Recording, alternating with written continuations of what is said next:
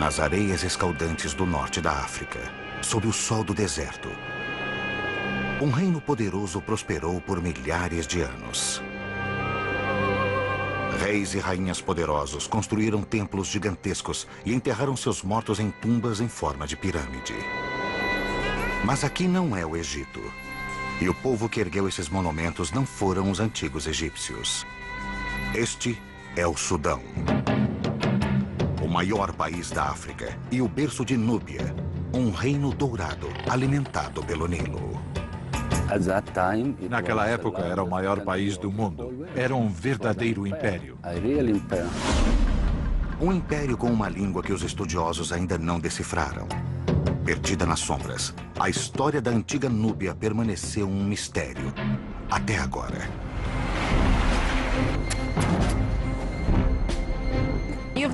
Temos a chance de achar algo pela primeira vez. Estamos escrevendo a história agora com as relíquias desse reino. Sob o solo, há provas de rituais sagrados.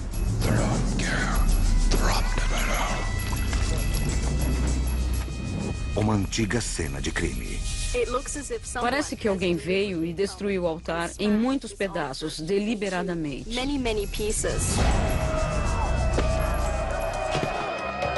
E uma invasão implacável que pode ter levado o poderoso império à ruína.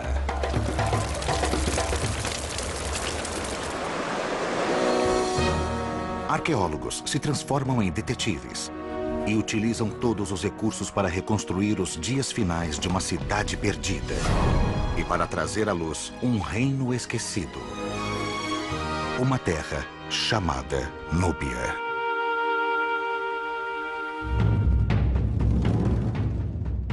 A antiga Núbia, onde hoje é o Sudão, surgiu como uma nação poderosa por volta de 2000 a.C., pouco depois de as primeiras dinastias egípcias terem criado seus reinos ao norte.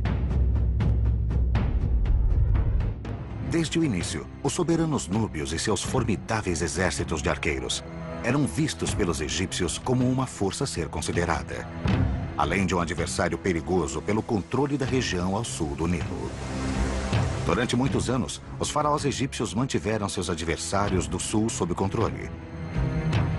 Mas os tempos mudaram. Os núbios viraram o jogo e conquistaram o Egito.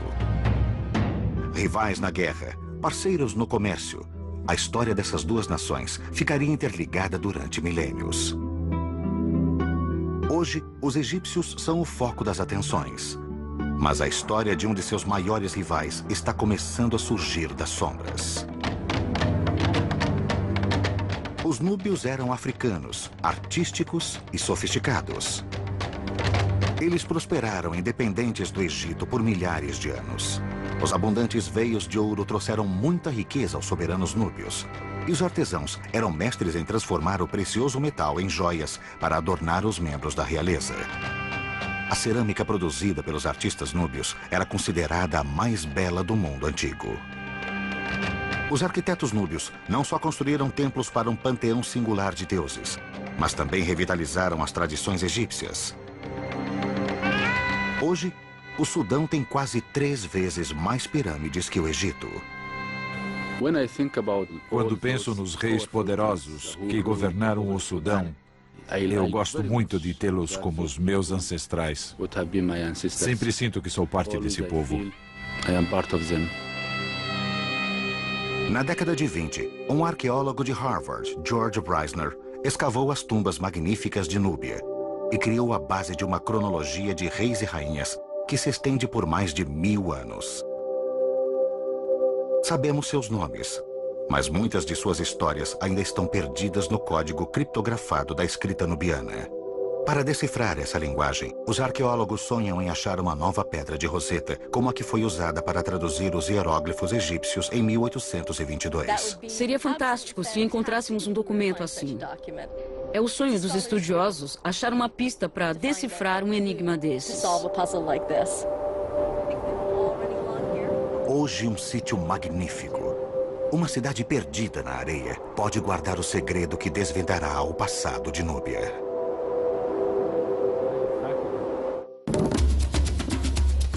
Os arqueólogos Julie Anderson e Salah Ahmed precisam viajar 350 quilômetros ao norte de Khartoum.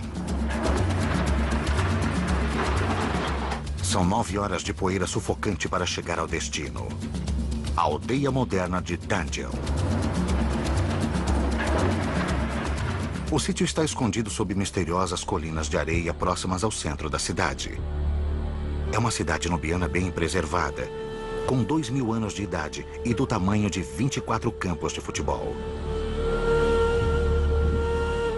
Os exploradores europeus passaram por este local isolado ao norte do Sudão no começo do século XIX. Eles deixaram registros em tijolos vermelhos de formato cilíndrico, mas só depois que Julie e Salah exploraram o sítio há 3 anos, que a existência de uma antiga cidade foi finalmente confirmada. Começamos a escavar e 20 minutos depois já havíamos encontrado o que parecia um piso. Começamos a limpá-lo, chegamos até as bordas e percebemos que estávamos em cima de uma parede imensa, não um piso. Foi um choque. De repente começamos a entender que o sítio era absolutamente imenso, muito maior do que poderíamos imaginar.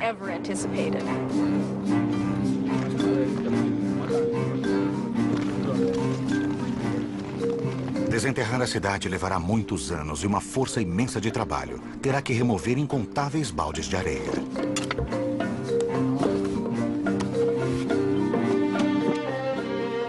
Mas uma estrutura impressionante já está sendo trazida à tona. Embaixo de uma das colinas centrais, a equipe achou os restos de um dos maiores templos do Sudão. Julie e Salah não sabem exatamente quando ele foi construído, mas acreditam que foi dedicado ao Deus Supremo, venerado por núbios e egípcios. O Deus com cabeça de carneiro, Amon. Os templos para este rei dos deuses tinham uma estrutura clássica baseada no templo construído pelos egípcios em Karnak. E a forma de Danjel parece se encaixar. Depois de vários meses de trabalho duro, os operários já retiraram mais de 500 mil quilos de areia e desenterraram um dos pátios pavimentados mais belos já visto por Salah. Estou sentado no chão do segundo pátio do templo de Danjel. E, como podem ver, é um belo piso, belíssimamente trabalhado com ladrilhos de arenito. Os rejuntamentos entre os ladrilhos são muito estreitos e muito compactos. Parece fresco, como se nunca tivesse sido usado.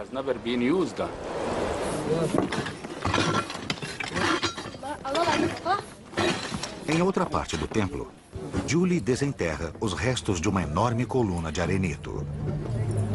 Enterradas por séculos, as figuras talhadas ficaram protegidas da ação corrosiva do vento e da areia. É lindo e tem um umbigo pequeno. Realmente lindo. É. E bem preservado. Ele está usando um kilt e tem uma barriga meio grande. É bonito. Ele traz ânforas de água, uma aqui e outra aqui. Na verdade, eles estão jogando água como uma oferenda, uma libação para o Deus. Vamos limpá-lo melhor. Nesse clima escaldante, não é surpresa encontrar ilustrações de oferendas de água no templo. A água é vida. No verão, a temperatura aqui chega a 50 graus. Por isso, a água é uma oferenda muito bem-vinda.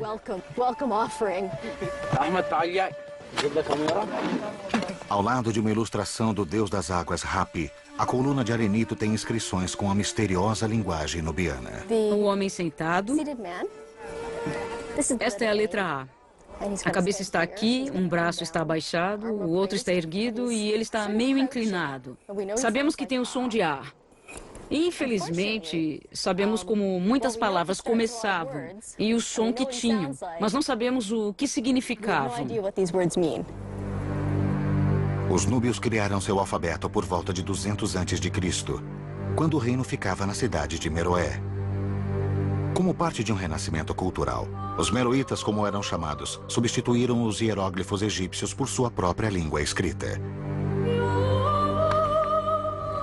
Até que ela seja decifrada, os estudiosos só conseguem ler o que as outras culturas daquela época escreveram sobre a Núbia.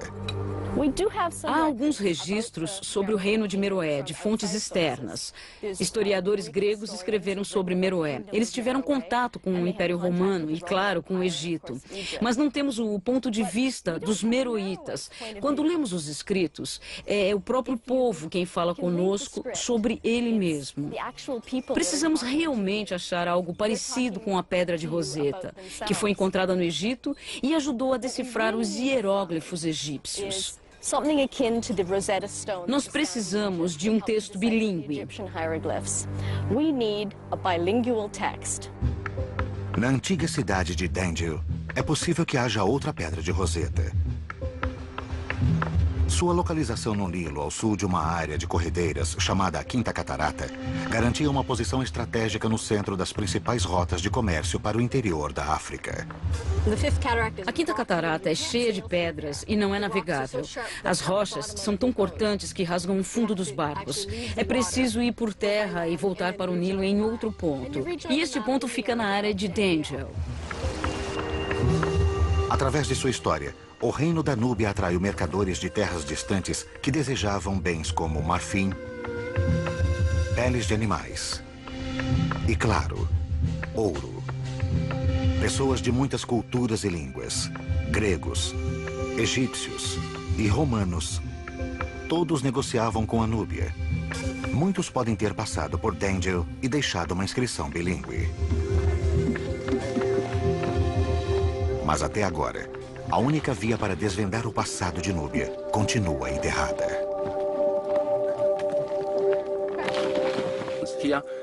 Temos que cavar e pôr a mão na massa. Temos que desenterrar objetos para estudá-los, desenhá-los e analisar tudo isso.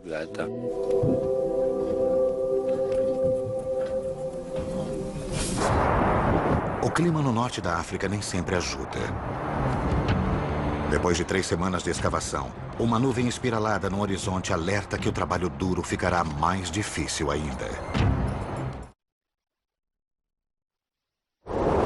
Na manhã seguinte, o céu está claro. E com a calmaria depois da tempestade, surge a primeira pista das origens da antiga cidade. Que ótimo. Sala? Sim. É um cartucho. Só a realeza tinha o privilégio de ter o seu nome envolvido na forma oval simbólica chamada cartucho. Acreditava-se que a forma de uma corda atada nas pontas protegia o nome imperial dos perigos. Isto é o que temos aqui, o fundo da forma oval, e esta é uma das letras. É claro que o nome de um rei tem muitas letras. Temos uma pista sutil aqui. Se descobrirmos o nome do rei no santuário, saberemos quem construiu o templo. É um achado muito importante. Agora precisamos achar o resto do nome e tomara que esteja lá. É claro que este é um pedaço de algo maior.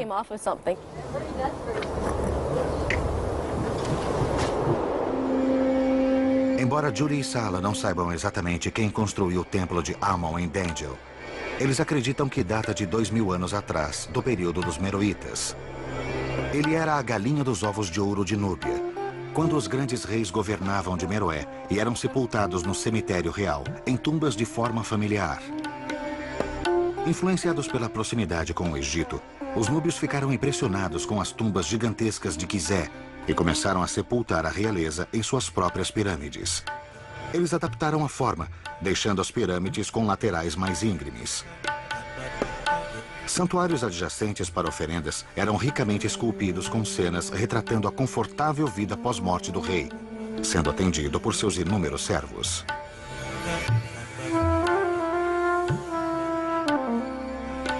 Mas não só reis eram sepultados nas pirâmides de Meroé. Depois do século III a.C., muitas rainhas poderosas ocuparam o trono e podem ter sido vice-soberanas. Uma das rainhas mais poderosas governou perto da época de Cristo, provavelmente antes da construção do templo de Dendil. Amani-Shaketo foi uma rainha nubiana muito poderosa. Ela carregava arco e flecha, que são utensílios masculinos, e aqui está com prisioneiros amarrados. É bem provável que ela tenha lutado contra os romanos. No ano 23 a.C., os soldados romanos atacaram o Império Nubiano.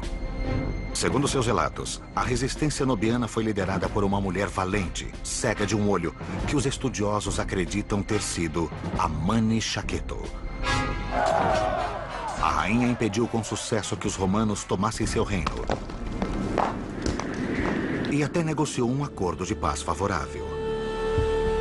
Embora apagados, os vestígios da imponente figura de Amani Shaketo ainda podem ser vistos nas paredes de seu santuário de oferendas. Era uma mulher enorme. Isto mostra como era poderosa e também mostra a noção de beleza dos meroítas. Ela é robusta. Está usando muitos braceletes e anéis. Ela devia andar coberta de ouro. Ela tinha muita sorte em ter todas essas joias. O depósito secreto real de Amani Shaketo foi redescoberto em 1834, quando um explorador italiano, Giuseppe Ferlini, viajou para o Sudão, ansioso, segundo ele, para fazer uma contribuição significativa para a história. Na verdade, ele queria achar ouro. Ferlini esperava fazer fortuna vendendo antiguidades na Europa. Sua ganância o levou às pirâmides de Meroé.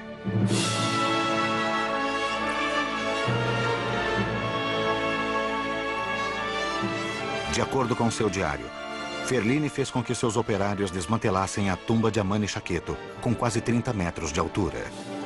Uma das mais preservadas do cemitério.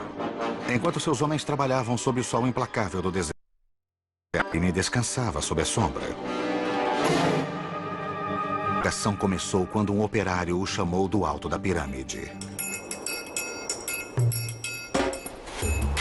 Eu corri com o coração cheio de esperança para viver uma aventura fantástica.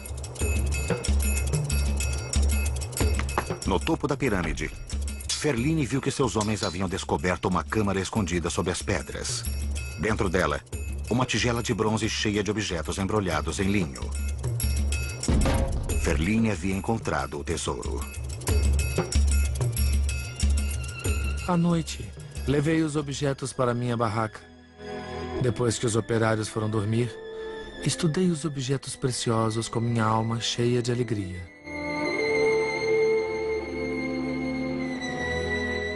Fiquei admirado com o ouro e, pela quantidade, percebi que era bem mais do que eu sabia que estava espalhado pelos museus da Europa.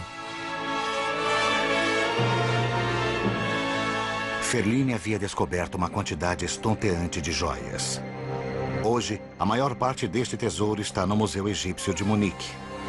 Braceletes de ouro, cobertos com faixas decorativas de vidro fundido. Pingentes ornamentais com imagens dos deuses. E dezenas de anéis de ouro maciço, alguns incrustados com a figura de Amon. É um dos maiores tesouros já encontrados em Núbia. Ele nos dá uma boa ideia do que os reis e rainhas usavam naquela época. Embora a invasão de Ferlini tivesse trazido à luz um tesouro impressionante, a descoberta teve um preço caro. A ganância do explorador na busca do ouro destruiu a pirâmide de Amani Shaketo. No pátio externo do templo de Amon em Dangel, outra história de destruição pode estar sendo desvendada. Essas ruínas talvez sejam o resultado de outra coisa, além do desgaste do tempo. Parece que o templo foi abandonado por algum motivo, mas não sabemos por quê. Sob o solo, surgem provas de um momento catastrófico na história de Dangel. É parte da viga de um teto. É um pedaço comprido de madeira de palmeira, mas está totalmente queimado. Virou carvão e dá para ver os pedacinhos da viga de palmeira se desintegrando. Achamos a parte da viga do teto que caiu depois de um incêndio muito grande neste átrio. Deve ter sido um incêndio aterrorizante, porque tudo está muito queimado. Dá para ver vestígios desse incêndio nas colunas, no piso, e há até um pedaço dele preservado. Achar esta camada tão queimada nos dá uma ideia de por que as pessoas fugiram daqui. Talvez tenha sido uma guerra, talvez o templo tenha incendiado acidentalmente. Não importa como tenha começado, o incêndio deve ter sido violento o bastante para que as pessoas fugissem do templo e talvez da própria cidade. Mas o que deve ter sido um desastre para os meroítas é uma bênção para Julie e Sala. Tudo que estava embaixo da camada do incêndio, no nível do chão, ficou totalmente lacrado. Isso criou uma cápsula do tempo. É uma época específica do tempo que foi preservada e que encontramos. Se a teoria de Julie e Sala estiver correta, esse momento congelado no tempo pode corresponder aos dias finais do Império Nubiano. Os estudiosos sabem pouco sobre esse período, mas as escavações em Dangel podem ajudar a explicar como e por que o Reino Poderoso chegou ao fim. Para saber como o Império começou, temos que examinar os monumentos ao norte. Logo depois da Quinta Catarata do Nilo, está o lugar mais sagrado de toda a Núbia, Jebel Barkal, a Montanha Pura. Na base desse marco divisório fica o maior e talvez o mais antigo templo de Amon no país, com vista para uma faixa fértil do Nilo, que sustenta a vida há mais de 3.000 anos. Os templos e tumbas têm muito a contar sobre os primeiros anos do Reino da Núbia. Sala faz uma pausa nas escavações para fazer sua peregrinação anual até Jebel Barkal. Eu pego o carro, viajo 3 ou 4 dias e fico novo. Volto um novo homem. Primeiro, ele tem que atravessar o Nilo. Há poucas pontes nessa parte do país, por isso, os barcos fazem a travessia de uma margem para outra. Logo, Sala deixa o vale verde exuberante do Nilo e entra no território inóspito do deserto de Bayuda. A jornada o levará a 176 quilômetros a noroeste, por uma rota mergulhada na história. Ele segue a mesma rota que os grandes reis e rainhas percorriam para chegar aos templos em Jebel Barkal. É muito quente, é muito difícil dirigir aqui, mas eu adoro isso.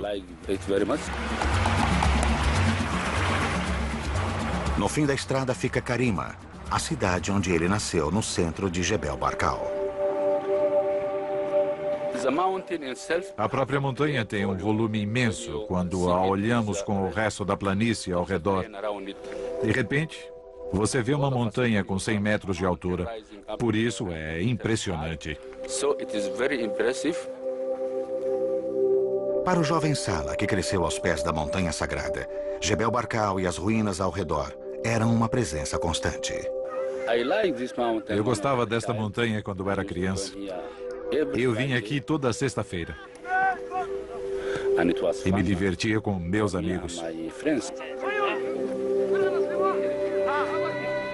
Ao mesmo tempo, estas ruínas eram um mistério para mim.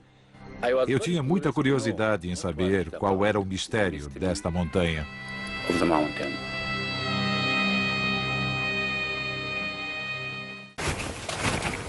Este mistério de 3.500 anos remonta à época dos grandes faraós do Egito, o rival do norte da Núbia.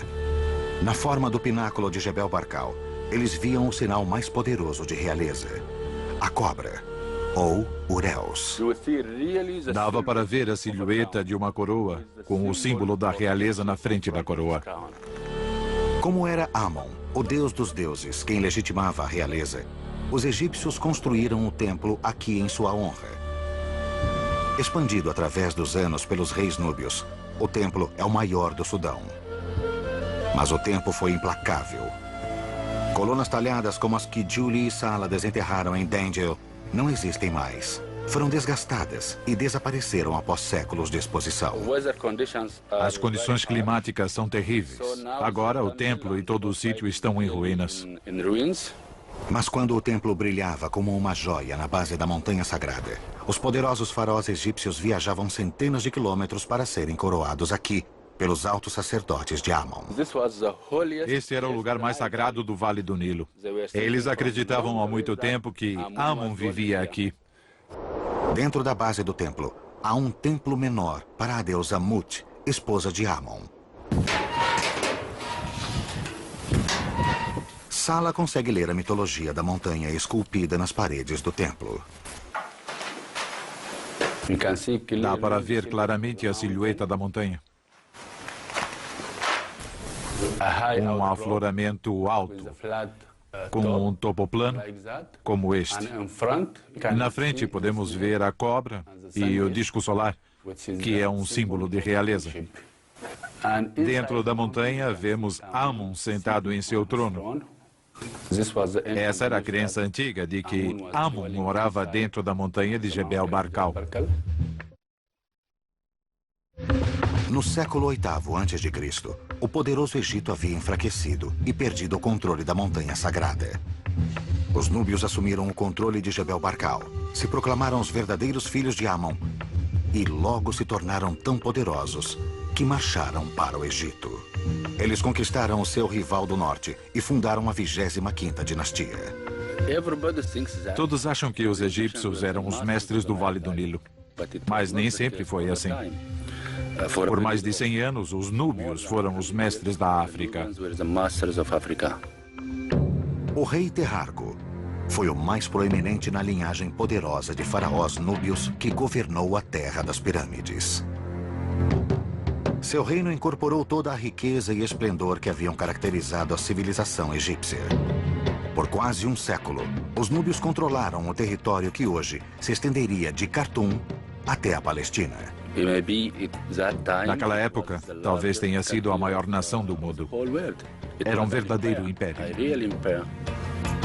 Embora os núbios tivessem perdido o controle do Egito depois de uma invasão dos assírios, isso não pôs um fim ao reino ou à lealdade dos núbios ao grande deus Amon. Eles se reorganizaram de novo no sul e prosperaram por mais 1000 anos, construindo templos ao deus dos deuses durante todo o reinado. A missão de Salah é restaurar o legado de seus ancestrais. Agora faz parte da minha vida sair da minha casa e escavar. Tenho que desenterrar algo, descobrir algo para a história do Sudão.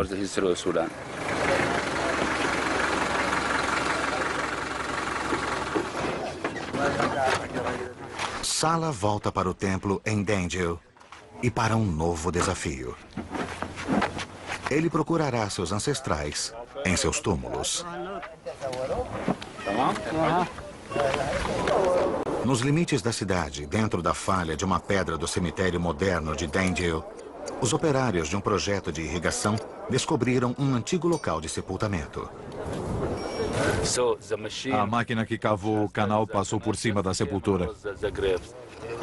Isso é ruim? Ela destruiu pelo menos 9 ou 10 sepulturas. Mas, por outro lado, foi a razão da descoberta do cemitério. Por isso, é bom e ruim. Salah acredita que as pessoas enterradas neste cemitério são as mesmas que veneravam os deuses no templo. Isso é fantástico, ter a vida e a morte ao mesmo tempo. Assim é possível completar a história da população como um todo. No templo, Julie e a equipe de escavação continuam a batalha contra o calor e as tempestades de areia, esperando desvendar mais mistérios do templo de Amon. A remoção de mais 1 metro de areia revela mais das colunas de arenito e uma figura familiar, o deus do Nilo, chamado pelos núbios de Hapi. O deus das águas foi retratado várias vezes no pátio interno.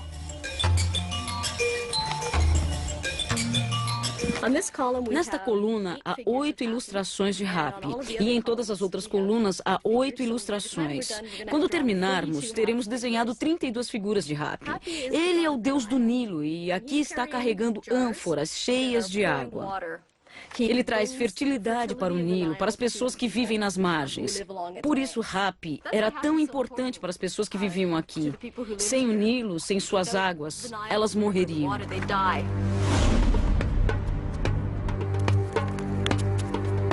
A água era tão importante para os antigos núbios que desempenhava um papel essencial na vida cotidiana do templo.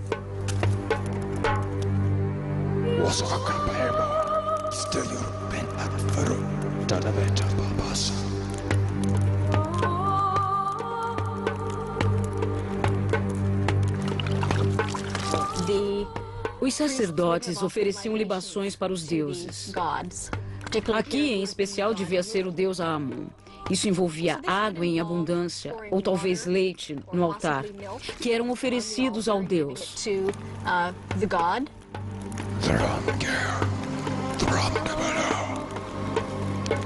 Os sacerdotes de Amon deviam realizar esse ritual na parte mais sagrada do templo, o santuário interno.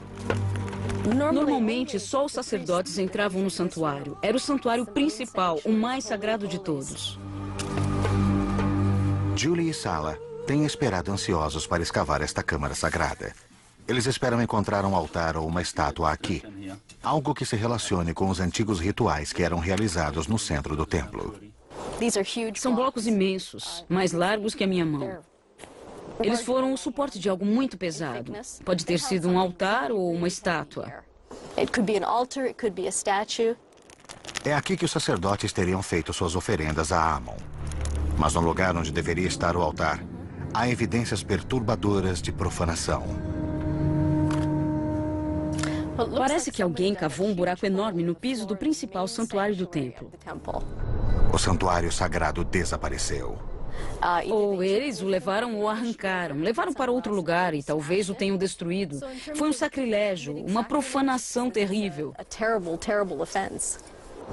Com as evidências de uma traição aumentando, é provável que o incêndio descoberto antes no átrio não tenha sido um acidente. A identidade dos saqueadores é um mistério. Mas o que aconteceu ao altar logo se torna evidente quando Julie reexamina uma pilha de fragmentos de pedras encontrada no começo da escavação. Esta é pesada.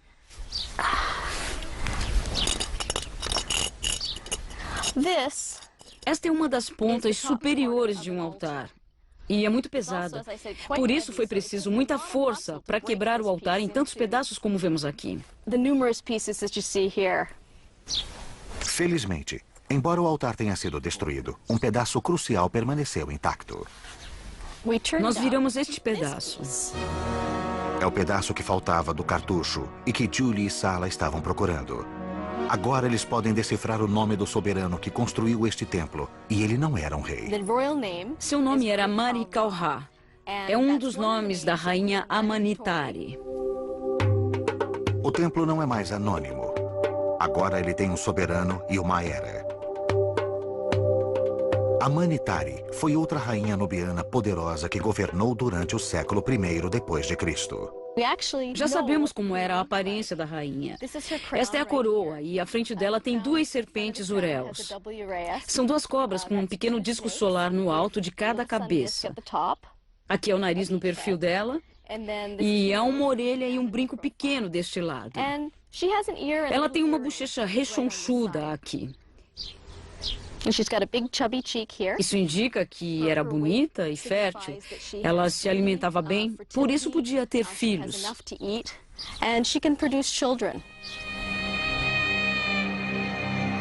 A rainha Amanitari e seu rei corregente Natakamani reinaram na Núbia durante o tempo de Cristo. O casal poderoso honrou os deuses construindo mais templos do que quase todos os soberanos núbios. A estrutura no sítio de Nagá, a 200 quilômetros ao sul, é um testemunho impressionante da devoção do casal. Uma alameda de estátuas de carneiro que levava ao templo, prestando tributos a Amon, dá uma pista do que as areias de Dengel ainda podem ocultar. Como todos os soberanos núbios, o rei Natakamani e a rainha Amanitari teriam sido oficialmente coroados primeiro em Jebel Barkal. De lá, eles devem ter visitado os templos mais importantes de seu reino, como Dengel, para serem coroados numa cerimônia pelo deus Amon. Amanitari e Natakamani chegaram ao templo de Dengel de barco, navegando nas águas do Nilo. Depois eles devem ter seguido até o santuário principal. A estrutura do templo de Amon deve ter surgido como uma miragem no horizonte.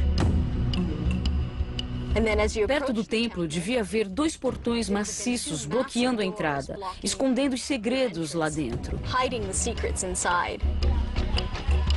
Liderados pelos altos sacerdotes, a rainha Amanitari e o rei Natakamani devem ter entrado no templo seguidos por seus cortesãos até o santuário interno.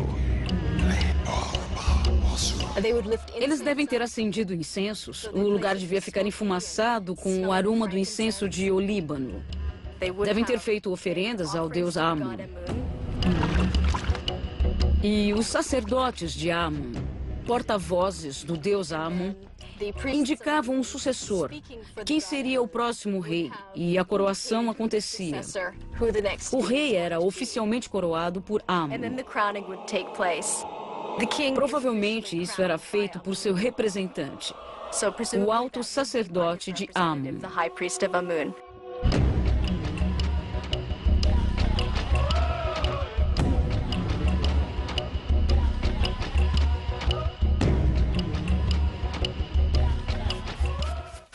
Embora o acesso ao santuário interno fosse restrito aos sacerdotes e à realeza, outras partes do templo eram abertas aos peregrinos de origem humilde. Achamos uma pegada nas pedras da pavimentação do primeiro pátio. É uma inscrição que foi deixada por um peregrino que veio visitar o templo. Isso mostrava ao Deus e aos outros peregrinos que essa pessoa havia visitado o templo. É algo muito humano. Alguém veio até aqui e o fez como um ato de devoção pessoal, um ato de fé.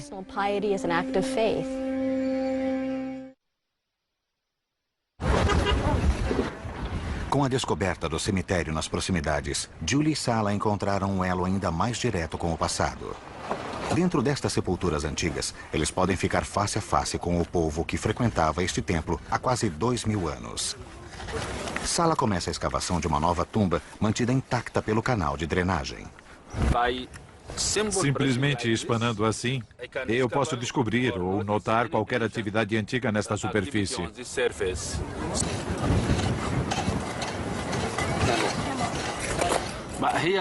Mas aqui tenho que ser muito cuidadoso, porque tenho que seguir exatamente os limites do túnel original.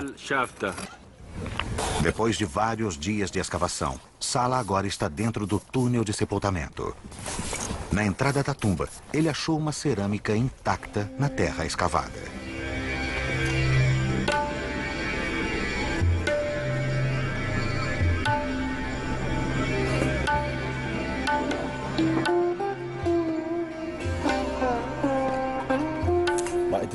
É uma bela cerâmica. Gostei muito da forma. O formato é muito bonito. A cor também é linda. É uma bela peça de museu, não é? Talvez este pote tenha sido usado para colocar incensos que eram queimados num ritual em tributo ao morto por sua família, como sinal final de luto. Potes como este eram colocados de cabeça para baixo ao lado da sepultura. O túnel foi lacrado para aquilo que os meroítas acreditam ser a eternidade. As famílias podem ter buscado consolo no templo, rezando pelos doentes e chorando seus mortos. Outros podem ter vindo para agradecer aos deuses por um nascimento ou uma colheita farta. Aqueles que desejavam entrar no templo passavam primeiro por um pilono gigantesco. Em seguida, havia uma avenida pavimentada com estátuas de carneiro. Eles devem ter apreciado a pausa rápida longe do sol, sob a sombra de um quiosque. E à frente ficavam as grandes portas de madeira do templo. O templo inteiro devia ser pintado, assim como as colunas e também as paredes. Devia haver cor em toda parte. A base das paredes e colunas do santuário externo eram cercadas de figuras do deus das águas, Hapi, e imagens do rei e da rainha fazendo oferendas a Amon adornavam as dependências superiores da câmara. Até as estátuas dos deuses teriam sido revividas pelas cores. Todos os dias, os sacerdotes de Amon cuidavam de sua aparência, aplicando carvão para realçar os olhos pintados de vermelho dos carneiros. Até agora, a equipe não encontrou vestígios das estátuas de Amon, que eles sabem que deviam estar em algum lugar dentro do templo. Mas a descoberta de um novo fosso, do lado de fora do novo corredor, leva Julia a acreditar que as estátuas desaparecidas podem ter tido o mesmo destino do altar do santuário interno. Há fragmentos enormes de estátuas espalhados aqui. Elas devem ter sido destruídas em muitos pedaços. Há milhares e milhares de fragmentos. Muitos deles estão totalmente irreconhecíveis.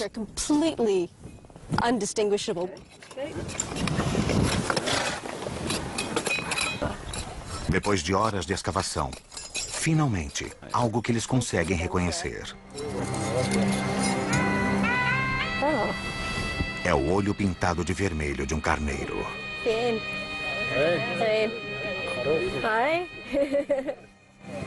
Os olhos de carneiro eram assim. Isso mostra que era uma estátua de carneiro e estávamos procurando especificamente carneiros, porque é um animal que representa Amon.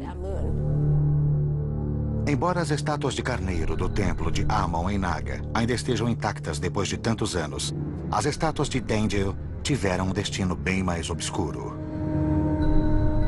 Parece que as pessoas vinham por essa avenida, derrubavam e esmagavam cada estátua propositalmente e depois seguiam para destruir a próxima.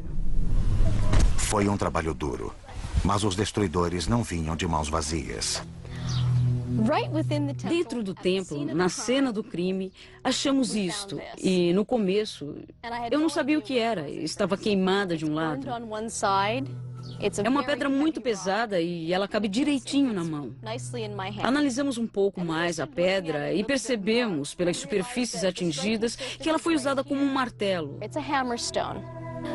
A hipótese é que uma pedra destas pode ter sido usada para quebrar as estátuas de carneiro e o altar e deixá-los em muitos pedaços.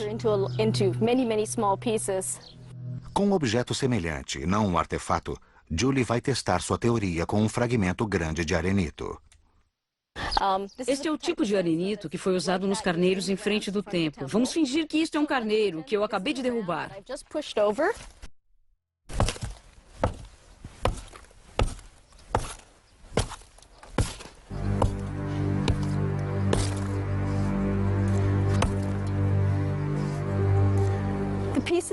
As pedras estão quebradas em pedaços pequenos e cortantes. São muito parecidos com os pedaços que estamos encontrando no altar. Estou muito feliz com este teste. Parece mesmo que estas ferramentas de pedras fizeram o trabalho. Temos um crime para decifrar aqui. Tudo parece apontar para uma invasão.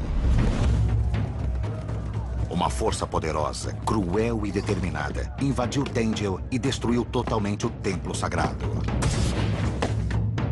Os invasores pilharam o santuário, erradicaram as referências aos soberanos núbios e destruíram os símbolos de seus deuses.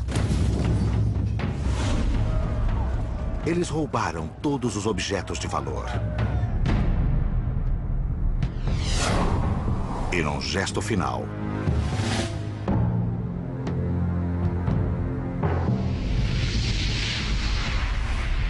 queimaram o templo e o destruíram. Será que eles vieram para acabar com o Império Nubiano? Os meroítas tinham inimigos poderosos no fim de seu reinado. Os nômades do deserto e um reino rival, que hoje é a Etiópia. O declínio do reinado nubiano no século III depois de Cristo pode ter motivado o ataque a Dengel. Uma coisa é certa, a antiga cidade nunca se recuperou do golpe. Depois que a cidade foi destruída, o povo de Dengel abandonou o templo e suas casas. Conseguimos achar respostas e isso é empolgante. Estamos procurando alguns detalhes, mas já temos as respostas para as perguntas mais importantes. E isso é incrível. É uma imensa recompensa para a primeira fase das escavações. Massala ainda está trabalhando duro no cemitério. Finalmente, ele consegue chegar ao interior da tumba. Um enorme vaso de oferendas é encontrado dentro dela.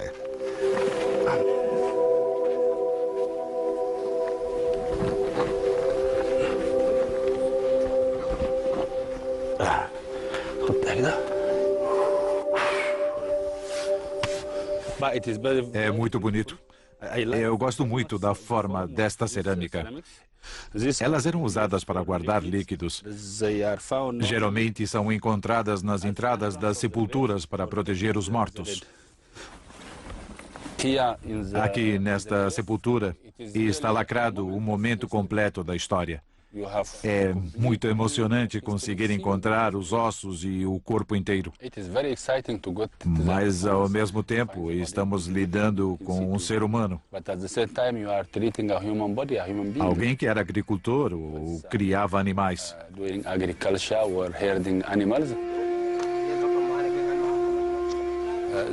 Aquelas pessoas dependiam totalmente do Nilo. E viviam como vivemos hoje, talvez até com as mesmas atividades.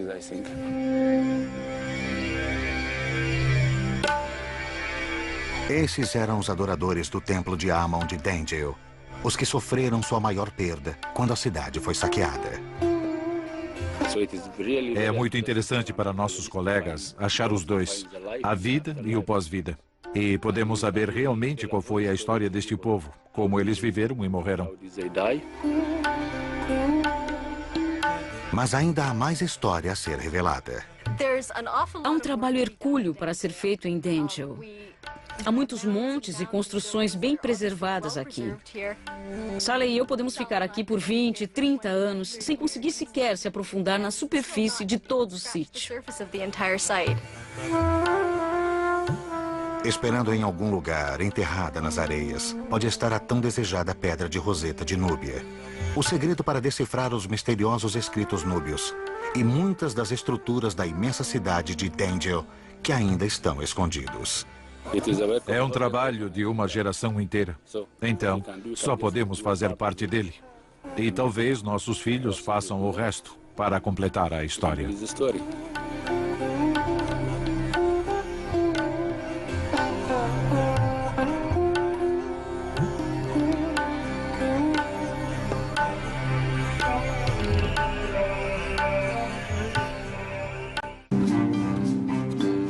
Versão brasileira Vox Mundi.